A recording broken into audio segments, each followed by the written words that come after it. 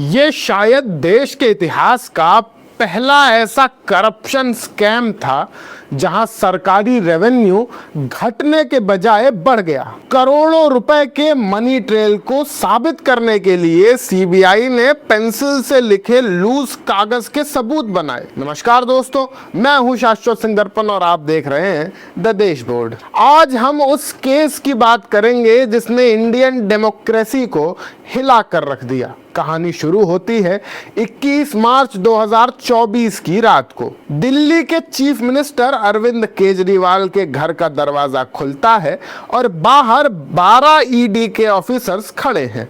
उनके पास एक search warrant है। घर के बाहर रैपिड एक्शन फोर्स को भी तैनात किया गया है। दिल्ली सरकार के मंत्री सीएम से मिलने की कोशिश करते हैं लेकिन उन्हें रोक दिया जाता है। पहले रेड होती है, फिर पूछताछ और फिर रात के अंधेरे में वो होता है जो देश के इतिहास में पहले कभी नहीं हुआ था। एक सिटिंग चीफ मिनिस्टर को गिरफ्तार कर लिया जाता है। अगले 10 दिन ईडी कस्टडी और उसके बाद तिहाड़ जेल। ये सब हुआ एक लिकर पॉलिसी की वजह से। इंडिया की सबसे पावरफुल इन्वेस्टिगेटिव एजेंसियां सीबीआई और ईडी और ज्यादातर मेन स्ट्रीम मीडिया ने कह दिया था कि यहां करोड़ों का भ्रष्टाचार हुआ है।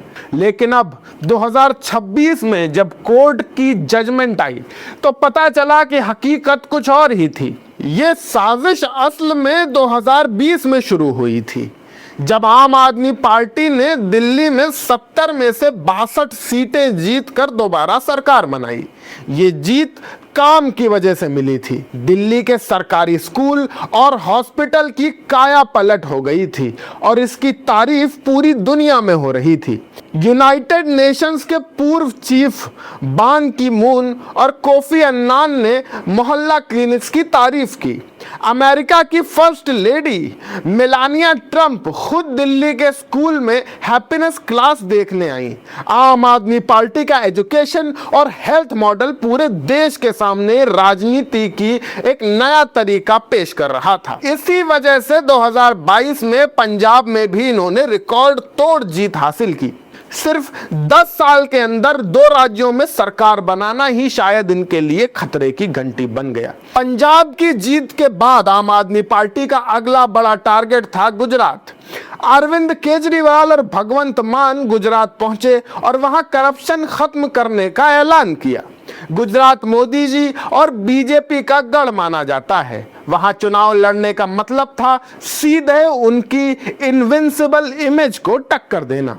इसी पॉइंट के बाद चीजें बदलने लगी।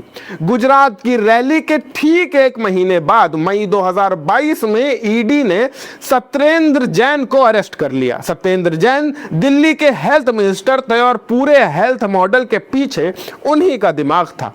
एक तरफ हिमाचल का चुनावी प्लान बिगड़ा और दूसरी तरफ मोहल्ला क्लिनिक्स पर संकट आ गया। अब अगला नंबर था एजुकेशन मिनिस्टर मनीष सिसोदिया का। एक्साइज पॉलिसी का असली खेल यहीं से शुरू होता है। जुलाई 2022 में दिल्ली के चीफ सेक्रेटरी ने एक रिपोर्ट दी कि नई लिकर पॉलिसी में गड़बड़ है। रिपोर्ट लिखने वाले, उसे मंजूर करने वाले और जांच करने वाली एजेंसी यानी सीबीआई सब एक ही तरफ के लोग थे। अगस्त 2022 में सीबीआई ने एफआईआर दर्ज की और मनीष सिसोदिया को आरोपी नंबर 1 बनाया।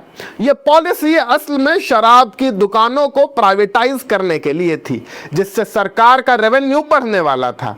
असल में उस साल सरकार का रेवेन्यू बढ़ा भी था लेकिन फिर भी इसे घोटाला बताया गया। मीडिया ने लिकर गेट और शराब घोटाला जैसी हेडलाइंस चलानी शुरू कर दी।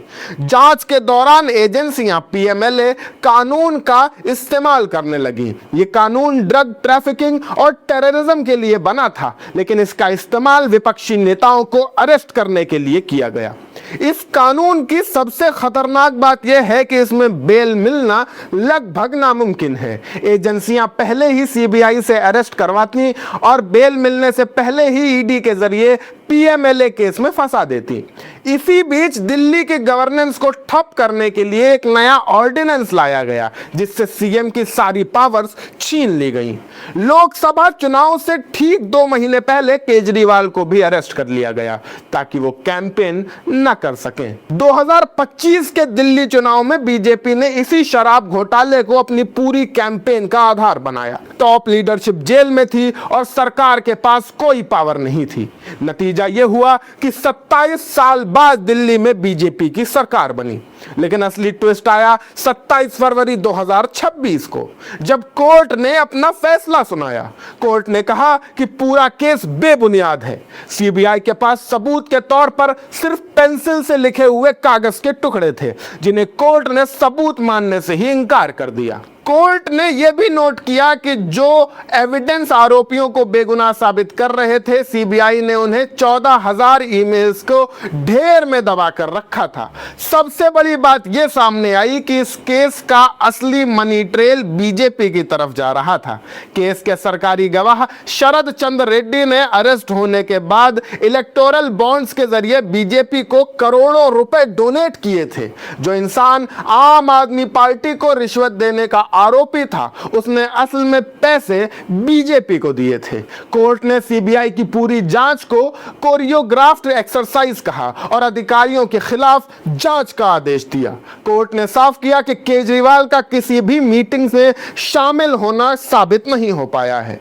दोस्तों, ये कहानी हमें सिखाती है कि सत्ता की भूख में किस कदर सिस्टम का गलत इस्तेमाल किया जा सकता है। दिल्ली का वो मॉडल जो करोड़ों लोगों का भला कर रहा था, उसे सिर्फ राजनीति के लिए तबाह कर दिया गया। ये वीडियो उन सभी ऑफिसर्स और जजेस को सल्यूट है जो बारी दबाव में भी सच के साथ खड़े रहे।